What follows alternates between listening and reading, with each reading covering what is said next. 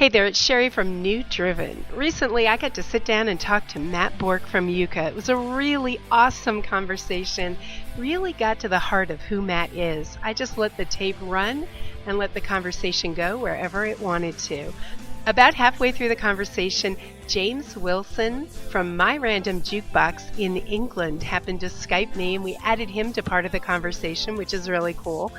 I think you're going to love getting inside the head of what it's like to be a rock star in today's world. Matt is a really deep thinker, and the things that he has to say are fascinating.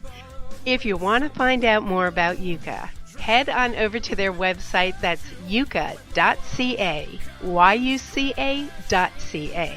And if you'd like to find out more about New Driven, you can check out our blog at newdriven.wordpress.com. Just one thing to point out, this interview was edited for airing on the New Driven shows, where it played in short 3 and 5 minute pieces. I've strung the whole thing together here, but obviously there's no music in the middle of it because of copyright issues with SoundCloud and YouTube. So get into the conversation and totally have fun with it.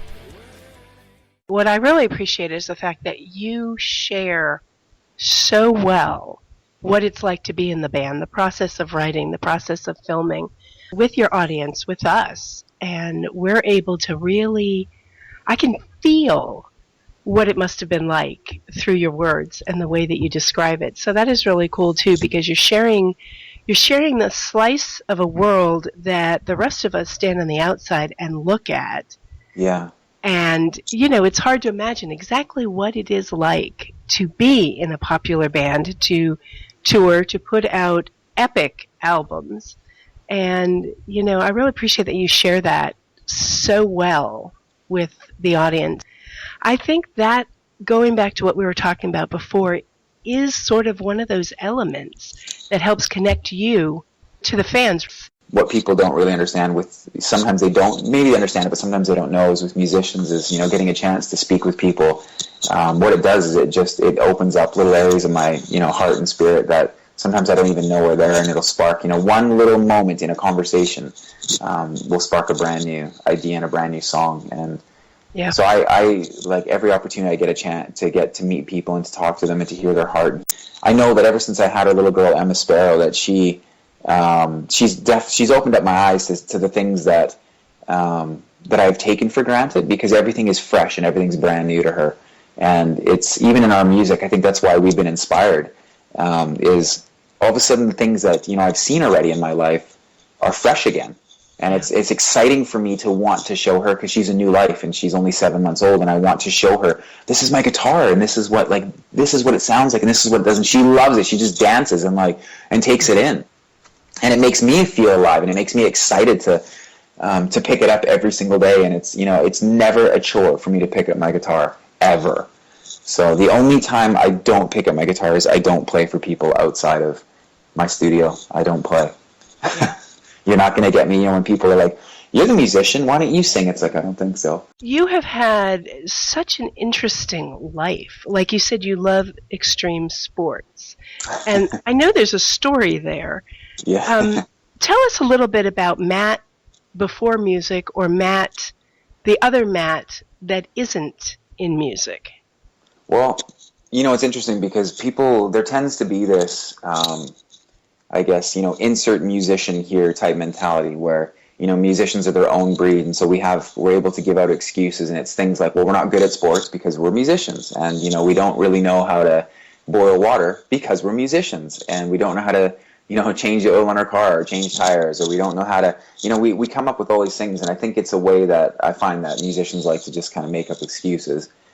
And everybody does it in real life, and we all do it in our own way. And for me, it was interesting because growing up, I loved to try everything. And, growing up, I had parents that encouraged me that I could be and I could dream and I could do whatever I put my heart and my mind to and my soul. And I remember, at an early age singing my heart out. And, my fans were sitting on the sofa with their tea in hand, and it was my mom and my dad. And they would sit there, and then it would extend to my Oma and Opa and my grandma and grandpa. And I just absolutely loved it. It was something that was just a piece of who I was. We'd go to church, and I would, instead of going into church, I'd sneak out and I'd hide in the van the entire time, and I would just sing in the van to Lenny Kravitz and Radiohead, when I was a kid. And that was a big thing to me, was it was a part of my life. And at the same time, though, I remember being 6 years old and coming home and running inside and being like, Mom and Dad, I want to play soccer.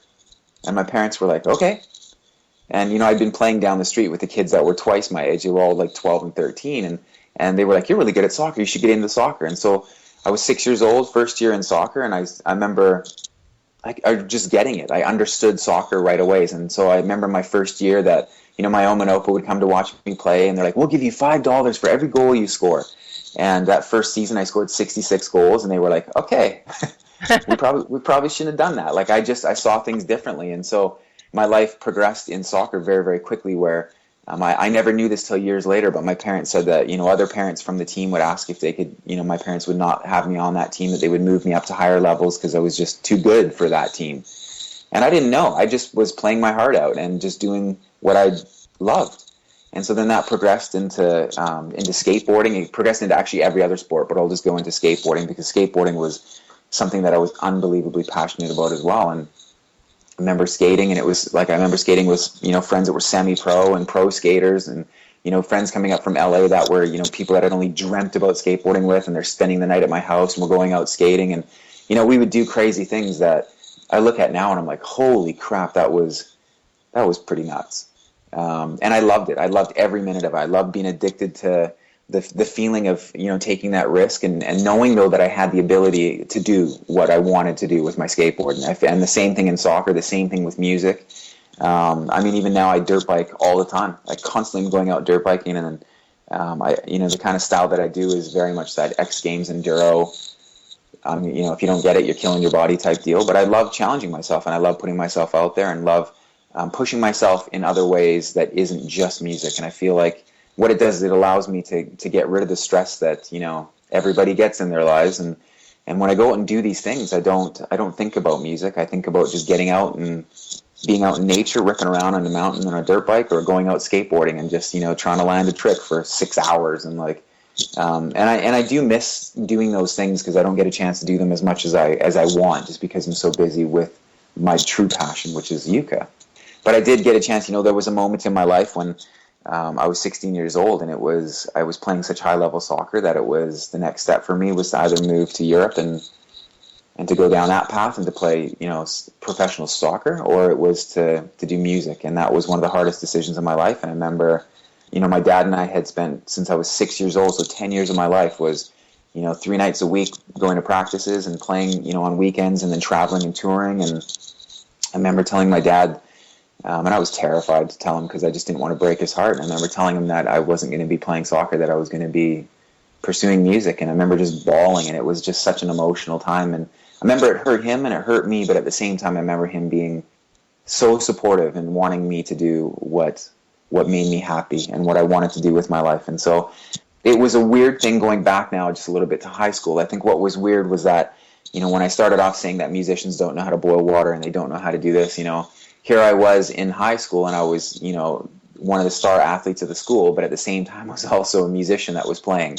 And so it was a weird thing for people, I think, to know that there was an athlete and then also a musician and somebody that was also interested. I wanted to know about, my car and how to do oil changes, and I wanted to know about how to communicate and to talk to girls and to friends. And I've always been very attentive and very detail oriented, and always tried my best to put others first and want to build relationships in life. And I think that for me, being able to be involved in so many things as I was growing up was an incredible way for me to learn how to communicate and how to be.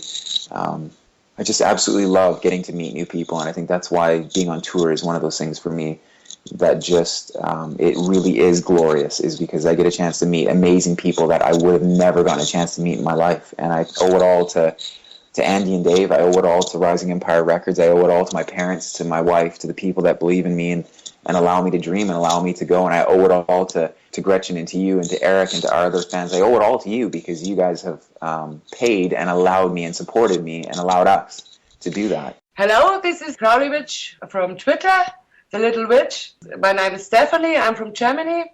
And I love YUCA. It's a very good music. It's a very good band, and I love the music. They are the best. And I think you're right. There's something about the falling in love with the band, with the music, and the feeling that fans used to have of an intimate relationship with the band Yeah. isn't there anymore. Maybe it's because there's too much availability through social media, or I don't know. Well, do you think that, like, going back to what I was saying, is like people look at it all the time as like maybe the fans just aren't falling in love anymore with the bands, and it's like, well, maybe the bands aren't falling in love with their fans, but we Yeah. are, and that's the thing that we're doing still, is that we fall in love with every new fan that we get, and we cherish it, and we talk about it in our rehearsals, we talk about it while we're on tour, that every single new fan that buys our album, that downloads, that shares, that gives us a shout out, that helps to push us. They're all a part of our band, because we wouldn't be here. We wouldn't have fans in Germany and in Asia and all over the world if it wasn't for people like Eric or Gretchen or you, and the list goes on and on and on. And for us, that's why I say it's absolutely a privilege and an honor for us to know that a part of our team are all these people out there that are great, genuine people that love music, and that's a big thing for us. And that's something that this Christmas we were just talking about it in the studio, that it's like we owe it to our fans to set a New Year's resolution for YUCA, and what is that, so that we can be something brand new and fresh for them, so that the relationship is always unique. It's always growing. It's always going to a new place. But it's just one of those things that, like, to this day, like, the other day my mom's like, yeah, I was cleaning up, downstairs, and I found all our old records, and I just couldn't come to throw them out because I remembered how much time you spent listening to the Beatles records and the this and that. And she's like, so, I hung on to the ones that I remember that you listened to, like, over and over and over and over again. And it was amazing because instantly that nostalgia came back of like, you can't touch those. Like, we need to hang on to those.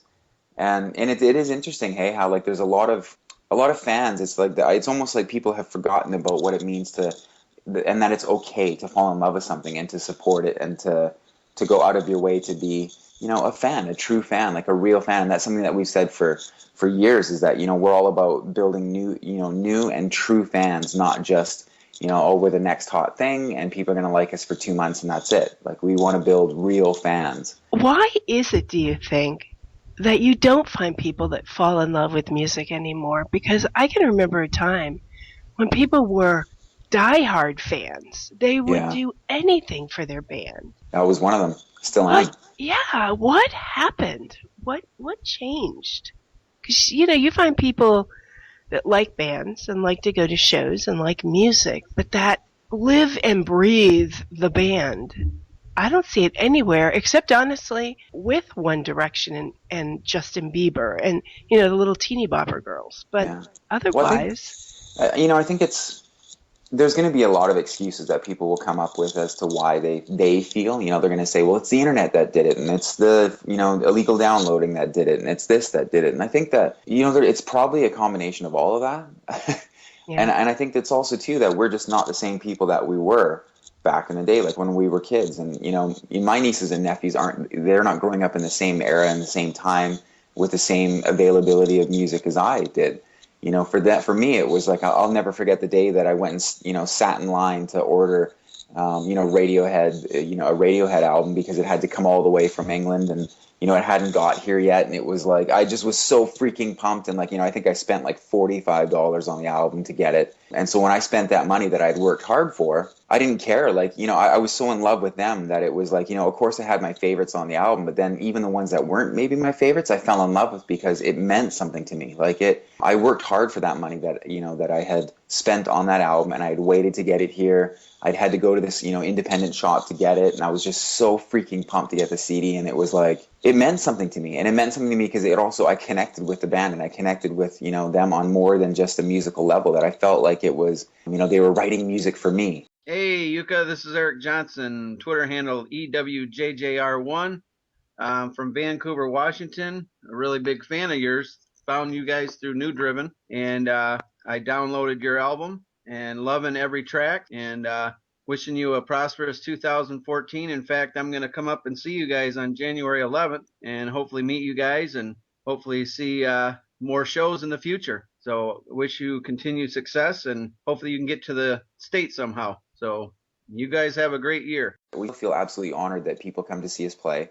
That Eric is going to come all the way up to Vancouver from Vancouver, Washington, which, we've been to Vancouver, Washington. It's amazing. And we will get out there to tour. So, for him to come on up, it's like, it's an honor for us. Like, I really feel like it's not something that I'm entitled to, or it's a privilege. It's for me to get on stage and to stand there and to have people pay to come see me play and perform and to come on a journey with us while we, perform for the evening is something that we feel honored. And so we take it very seriously. You have an amazing new video that everybody that I've talked to that has seen it is just wowed. Obviously, everybody loves but I think it's because, well, first of all, you shot it in a little place that's so easy to get to called Tokyo. Such a killer song and a killer video. Tell me about making that.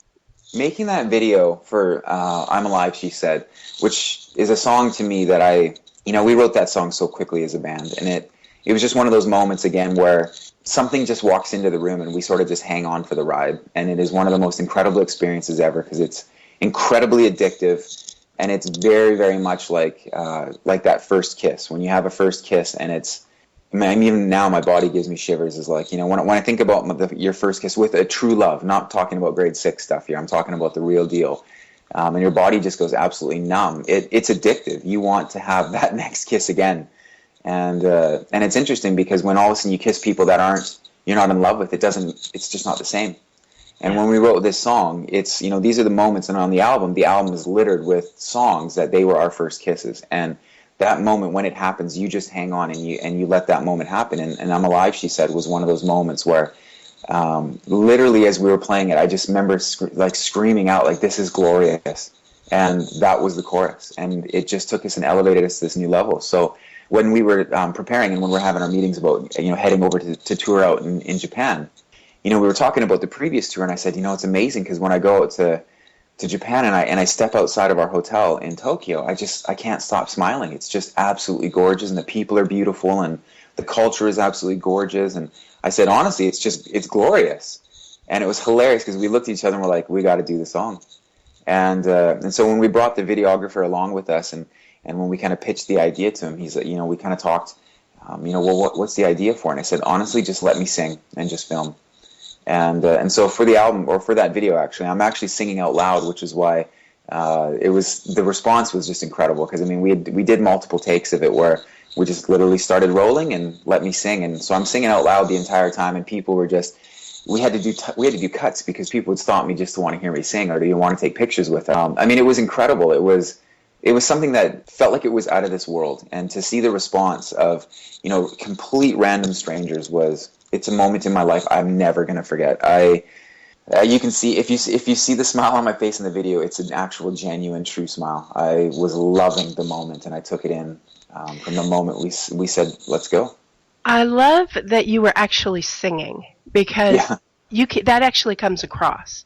Mouthing to lyrics always looks like mouthing to lyrics to me. Yeah, I tried to do it, but I just was like, I feel so stupid. And like within 30 seconds, I was like, no, forget it, man. Like, I'm singing this deal, and they're like, are you serious? I'm like, I'm giving her. And they're like, okay, go for it. So that was cool in itself. As soon as you stand anywhere and just start singing, of course you're going to attract people. And the fact that I'm not really singing quietly was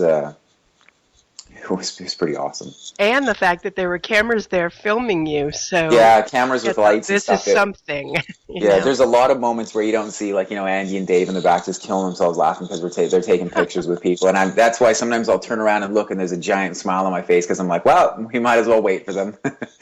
Because there's cameos of those guys in the whole time where they're in little areas, and it's all little secrets that we're like, you got to have you guys throughout this whole thing, so they're in there too. Oh, that is so cool. Yeah. Well, the song is amazing, and you said that you wrote it just like really quick. It just sort of like flowed. Yeah. We have it's one of the things that I love writing with Andy and Dave is that, again, I'll just continue on the analogy of being in a relationship, is when you're in a relationship with somebody and it's it's the right one, things just move and things flow, and you learn how to communicate, and you learn how to read each other, and you learn how to, even to take criticism or take things that you may not, you may not take it so well if it came from somebody else. And with Andy and Dave, one of the things that we talked about for the new year is, a resolution for us is taking more risks in everything that we do. From, we've already started working on a complete new live show for 2014. I mean, the day that we released the album, we were already working on brand new music for a new album. So writing with them has been an incredible opportunity, because it's something that, as musicians, you want to be around people that not only inspire you, but they push you and they challenge you and they encourage you. Yeah. And I'm the kind of person that, I always did like extreme sports my entire life, and all my buddies knew that if they dared me to do something, I wouldn't do it. But if they encouraged me to do it, I would do it. And so after a while, they would get, they understood that. And so they would always encourage me to do the craziest stuff right away, because they realized if we just dare him, he's not going to do it. So with the guys in the band, we're constantly encouraging each other to expand the way that we view things, and to not be afraid sometimes to write. When something comes so simply, and you may have experienced this even in your own life, is sometimes when something happens and it's so pure, so raw, and so simple, you almost feel like it's just too good to be true. And so then it's like, well, no, this can't be it. And that's exactly what happened with I'm Alive, She Said, is the song came, and the riff came, and the melody came, and the words came. And actually, the words are a totally different story, actually, but everything came together.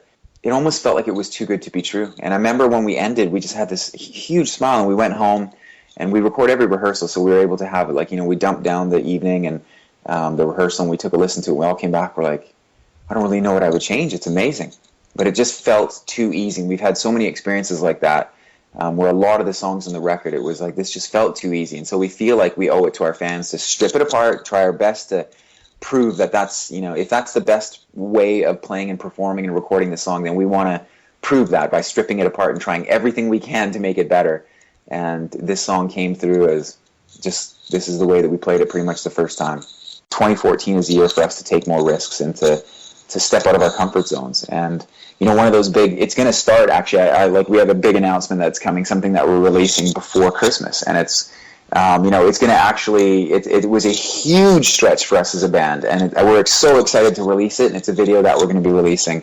And it's something that, either people are going to hate us or love us. But, we had people ask us to do it. We took it as a challenge. And I remember actually thinking, oh, I cannot believe this. I can't believe we're doing this. And it's something, though, that I think that in life, how often do we get to say that? That it's like, I did something that stretched me. It wasn't easy. It did not come naturally for us, because it's not something that we do naturally. But you know what? We learned a ton. It's an experience that I can say that I learned a ton from. And so I'm excited to see how people are going to respond. When will that be introduced? You know what? I'm going to the meeting this morning with the label, and I'm going to find out, but we want to release it before Christmas. So I'm expecting it to be like any day now. So okay, so when the audience hears this, where can they go to the website to check it out? Because it'll be after it releases. It's going to be all over Facebook, all over Twitter, all over the website, all over YouTube. It's going to be out there, and you'll know, because you'll go, holy shit, I can't believe they did that. So, you know what? I look at it. It's funny because I look at the emails coming through the thread about what we did, and I remember, being in the studio, and because I'm singing in it. And I remember singing, and it's hilarious because the first take I did, the guys looked at me and they were like, "This is so bizarre." And I said, well, what's so bizarre about it? And they said, because you don't sing like this normally. Like, you don't normally do this. And it was something that pushed me. Like, when do you go to work? And it's like, okay, I'm going to do something, normally I do this, but today I'm doing something totally the opposite. And it's like, it stretched us, and it really pushed us. And I think that I'm actually really proud of the guys that, first of all, that we, took the challenge and did it. And second of all, that we came out, and we learned a lot. I'll just say that. Getting back to what you were saying about trust and, like being more willing to hand things over, that has got to be so difficult, because this is your baby. And to be able to do that, I don't know. That's like giving someone the keys to your brand new Maserati and saying, just go and enjoy. No, I'd let anybody drive my brand new Maserati, but this is my dream. This is different. This is my dream, and this is Andy's dream, and this is Dave's dream, and this is our dream together. And that's why we're protective of it, because it's not just like, and anybody that, the way that I can equate it is that anybody that's ever done team sports understands that you can't win unless you play as a team. For us, we're blood brothers, man. We're in this. We're in this for the, for the good. We're in this for the bad. We're in this for the in between. We're in this to raise our families together. We're in this to set world records. We're in this to be the next, we're the biggest band you've never heard. And we're in this to change, not only our world, but we're hoping that it changes other people's worlds. And I even want our music to be, I'd love for somebody to put on our music and go, this album is shit. I need to go find music I love. I would be so happy if that was what our music did for someone. Because somebody said the other day, they're like, yeah, I played it for somebody, and they weren't really into it. They thought it was great, but it's not really their style. I was really offended, and I laughed so hard. I was like, are you kidding me? And they're like, what do you mean? I'm like, that's fantastic. Like, it's what it's doing is it's actually helping to narrow people down into the music that they love.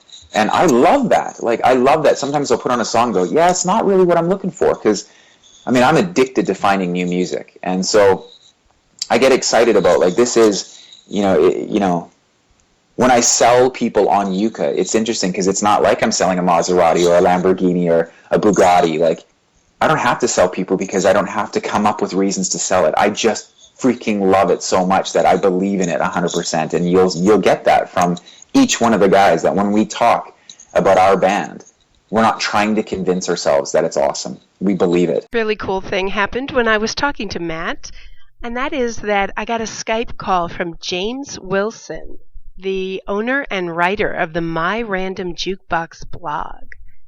He was calling to shoot the breeze, but he called at an opportune time, and we decided to bring James into the conversation. Obviously, I can really tell how much your fans are important to you. Do you know think about opening some sort of, I wouldn't say competition, but get fans to send in clips from their iPhones to put together for a new video? Yeah, that would be, we've thought about that in the past, and we actually, one of the things that we tried, and it was interesting because I came up with the idea that, I said, what about having people, whatever our song means to them, just perform it and film it on their phones, whatever it may be, and just send it to us, and we'll just put it together, and that'll be our video. And and then right after I said that, another band did it, and we're like, crap. But it was kind of one of those things that I really felt, having people, that's why I'm always open to chatting with people and to letting people know that, I'm not closed-minded to ideas when it comes to videos. I think that what we're looking for is just, we always want it to fit what YUCA is and what we stand for. And part of it is pushing the envelope, part of it is also being able to be exposed, part of it is also blowing your mind away. And I don't care, I've even said to other videographers, I'm like, I don't care if I'm not even in the video at all. Like, if the idea and the concept is just beautiful. I've watched Sigur Rós videos where I'm like just weeping, and they just move me. And they're not even in the video. Like, it's just so powerful, and it's a combination of the visuals with the music. So I think it's, again, it's just wanting to put out there that, I'm completely open. Anybody that has an incredible idea for a video, we will give you credit, and we would love to hear people's ideas, because I think, for I'm Alive, she said, the whole concept behind that was just, like I had shared, was being able to be exposed and just to share, like, literally what you see on my face is the amazement and the love and the adoration for an absolutely amazing country and amazing people. And that song, to me, when I sing it, I do feel like the whole reason why I sang those lyrics is because, I want to feel alive. I want to feel alive every day. I don't want to, it's easy to slump into the negative. And I just, when you have that feeling of feeling truly alive, that feeling of that first kiss, that feeling of like a friend that would do anything for you, that's freaking glorious, and that's addictive, and that's why that song to me, like, when I'm singing it at the top of my lungs and I've got people that are screaming and smiling in the background, which you don't really see in the video terribly much, it was a glorious moment for me. I remember going back to the hotel at like 3 or 4 in the morning or whatever it was, and just laying there just completely wired and not being able to sleep, because it was unbelievable. So, yeah, I'm up for anything. If people want to have ideas that they want to send us, we are completely open to that. I'm always quite curious with that, because do you, like, some people do, I think, do they just lip sync it so it goes in with it and add the audio later, or do they just, like you just said, everything? Yeah, most people do. Sorry, I didn't mean to cut you off there. Most people do lip sync. So that's something that, when you're looking at music videos, most people, like, what they'll do is, it depends on where you're actually situated. So this was kind of unique because we were live walking down the streets of Tokyo, and that was right outside our hotel in the Shinjuku district. So it's an incredibly busy, beautiful, gorgeous area that's just got so much life, so much activity. So we were trying to figure out, well, how can I need to be able to hear the music in order to actually be able to sing it properly. So we tried for like 10 seconds thinking like, well, why don't we try getting you to lip sync it, see if we can do it, because that way I could hear the music while it's being played back to me. And it was so cheesy. I was like, you know what, I feel like an idiot. it's kind of that scene from Happy Gilmore where he's like, if I see myself dressed in that kind of clothing, I'll kick my own ass. And I was like, no, this isn't working. So I ended up saying, well, why don't we change the video a little bit and show me actually turning the song on my iPhone, and then being able to have it in my ear so I'm able to hear it, and then I'll just sing my heart out as I go. So it worked out really well, and it actually, I was telling that it kind of worked out as a great promotional tool, because I mean, who isn't going to turn and look when some tall guy walking down Japan is singing his heart out? And so it turned out really well. And I mean, there was some moments during the video shoot that were a little bit scary, but and it's funny because I know those moments on the video, and nobody would actually ever know those moments. But we ran into a bit of trouble with. We went down a couple of those alleys, and they're kind of run by some gangsters, and I think Dave ran into one by accident because he was helping the video crew. Oh, no. And so when I turn around and look, there's one scene when I turn around and look, and I'm smiling, and I go serious, and it got cut pretty quick in the editing. And I said, and after we did the take, I was like, we need to get out of here, and we ended up leaving that alley because it was not a good situation. But in the video, when I'm looking at the video, I'm like, oh, I remember that time. I remember exactly what was going on. Dave's like, I don't even know what I did. I'm like, you just plowed through that guy. He didn't even, but they were so conscientious of making sure that the people filming me were, not running into people. And, I mean, they had lights with them and stuff. So it's kind of a big production. So it's something that, it's not as easy as just walking around with an iPhone. Yeah, that's right. All we see is you.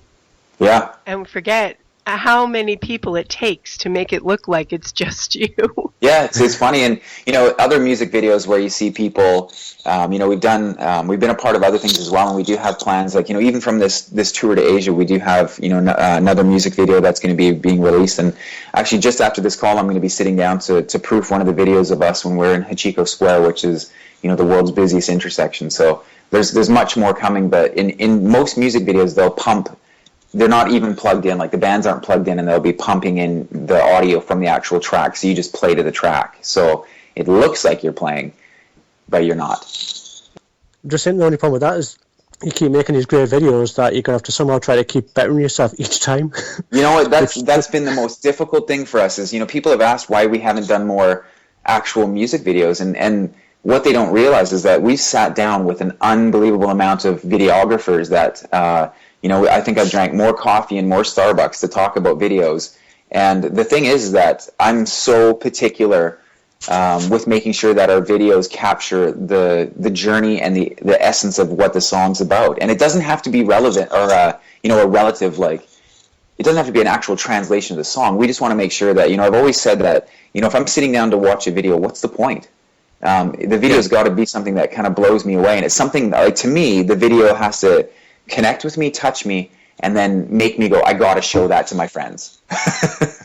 and so, when we sit down with these people, they'll come up with these ideas, and they're cool ideas, but they're not ideas that I would actually say answer that question. Is it something that I would want to show my friends? And so, we have had tons of videos where we've turned them down because they don't follow that criteria. And it's kind of a shame because we wish that we'd put out more videos because we'd have so many fans asking for more videos. So that's another thing that 2014 is going to kind of unveil for us is taking more risk with just, instead of having it to be perfect, just release it, putting out stuff so people have an opportunity to see more of who we are, and I hope people get the sincerity behind the video. Shit goes on in your life all the time, and good and bad in between. There's all sorts of stuff going on, and so let's just say at the end of the day, that rehearsal starts at 5 and it's going to go till midnight. And when you get in there, you're writing. It's writing season. So now you need to, that you're going to come in and you need to be exposed. You need to open up your heart. But you've just found out that somebody in your life is dealing with cancer, somebody that you care about and you absolutely love.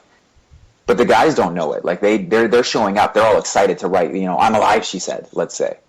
So it's all of a sudden, you need to know that those guys, when they come in, first of all, that you have an open relationship of communication, that I'm able to say, I know that I try my best to not bring the outside world in, but this is kind of what's going on, and that they have, an empathy, that they have an empathetic heart, that they're able to be like, oh man, and all of a sudden you can instantly feel the mood in the studio change, but not in a negative way, just it shifts a bit, and they're able to, surround me, and, maybe, and it's interesting because their arms of support and their arms of love happen to be, behind a drum kit and behind bass and behind synths and pianos, and that's how their support and what it looks like. And all of a sudden, you have songs that come out that are on the album that, you know, they wouldn't be there if it wasn't for that union that we have together and that relationship and that safety where I feel safe to be able to come in and to be exposed. And it's something that, you know, what relationship do you have in your life where you're like, wow, I actually feel 100% safe to expose my feelings and to not feel like I'm going to be ridiculed and that they're going to just think like, wow, that guy's, what an emotional ass.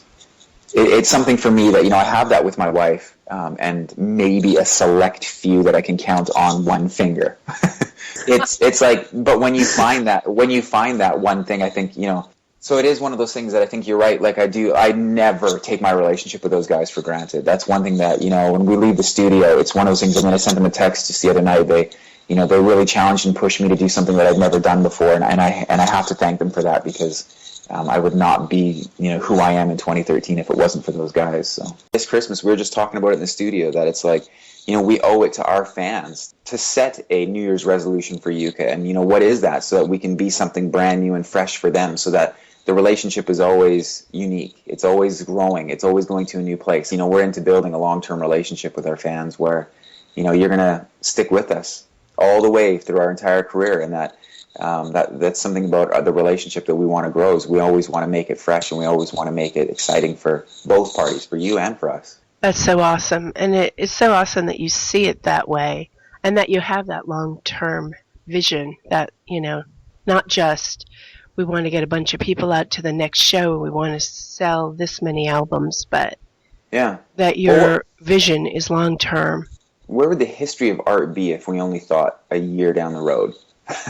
That's right. Do you know what I mean? Like all of those, like, you know, anybody that's had a chance to travel anywhere in the world and go to any of the museums and see the incredible art that is all over this world. It's not just in, you know, England. It's not just in other areas of, you know, other museums. Like it's around the entire world, and there's so many incredible artists that we've never even heard of. But when you do get a chance to see their art up, and that art looks like, you know, whether that be paintings or whether that be drawings or whether that be books, whether that be poetry or whether that be, you know, when you see it up, it's exciting.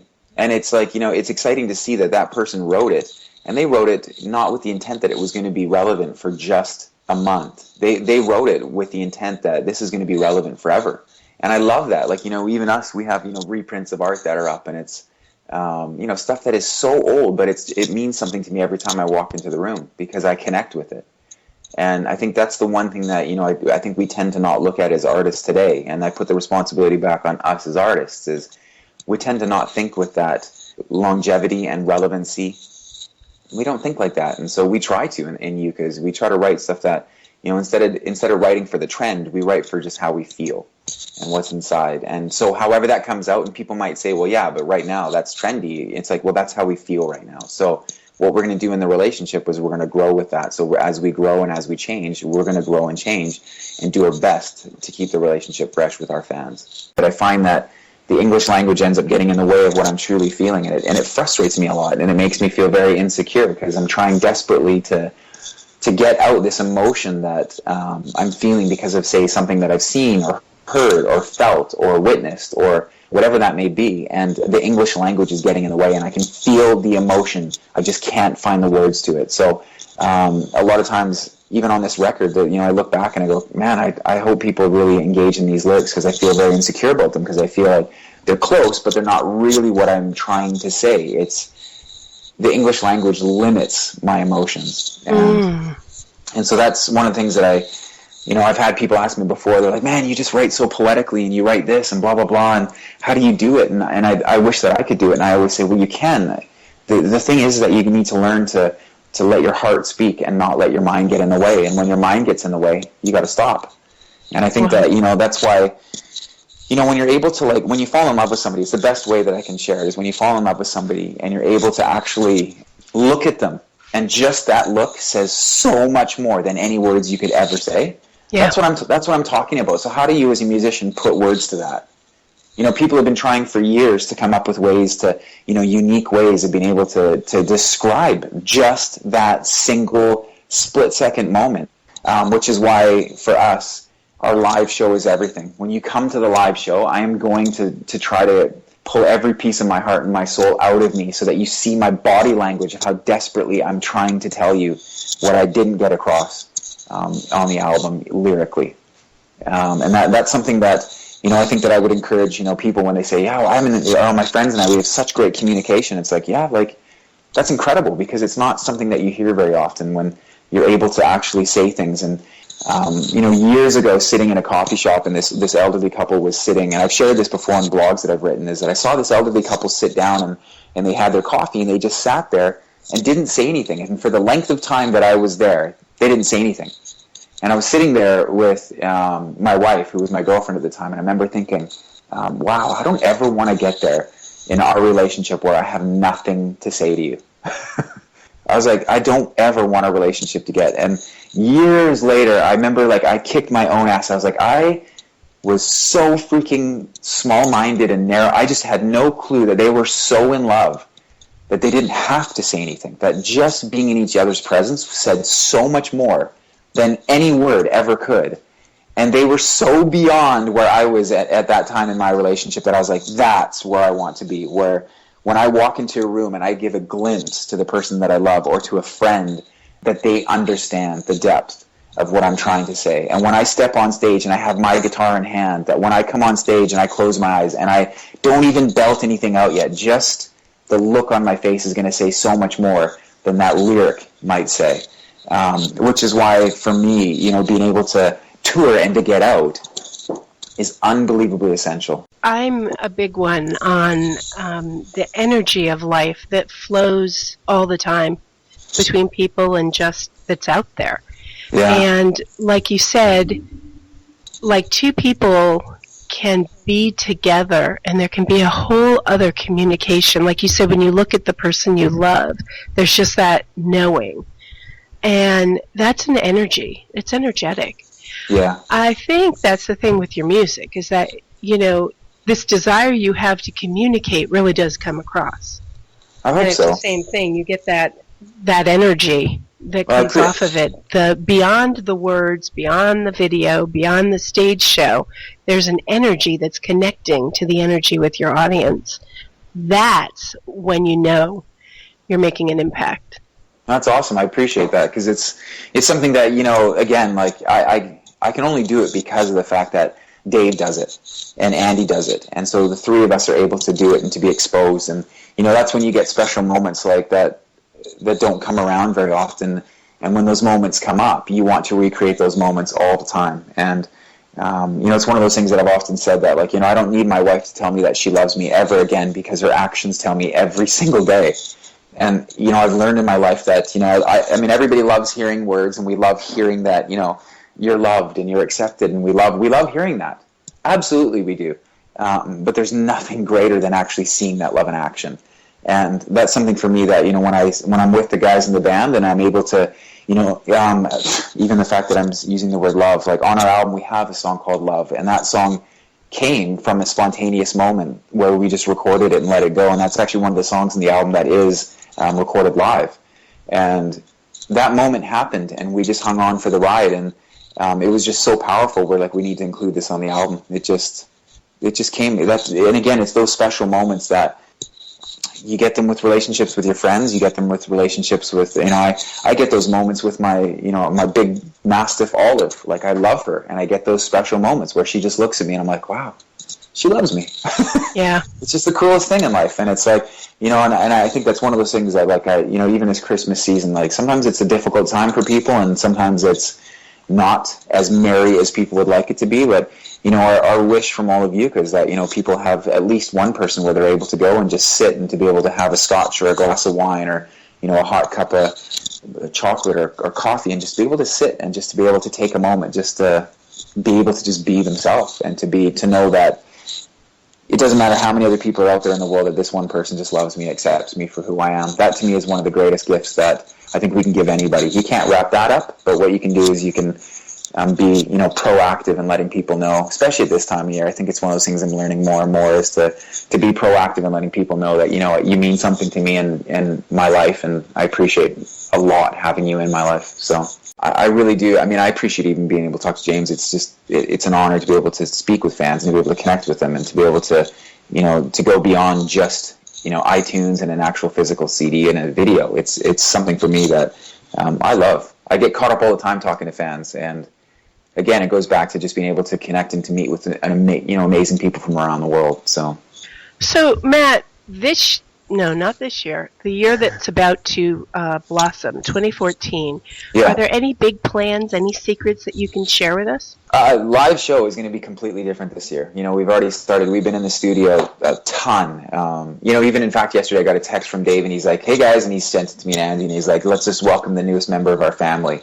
And he got some brand new instruments that he's going to be diving into this next year for live and being able to perform live. So, kind of what we did was we looked at what we do well, and we always kind of, after we come back from tours, we look at the successes and the things that we feel that could have gone better, and how to better ourselves and to be better musicians and better entertainers. And that's one of the difficult things, is where we're at in our careers. We're not in the 30,000 seat stadiums with crazy lighting rigs, and anybody that goes to see, I've just been in love with Nine Inch Nails' new album and their new show, and I watched the show, and I think, man, like, if I was seeing them in our situation without the lights and the smoke, would I still be blown away?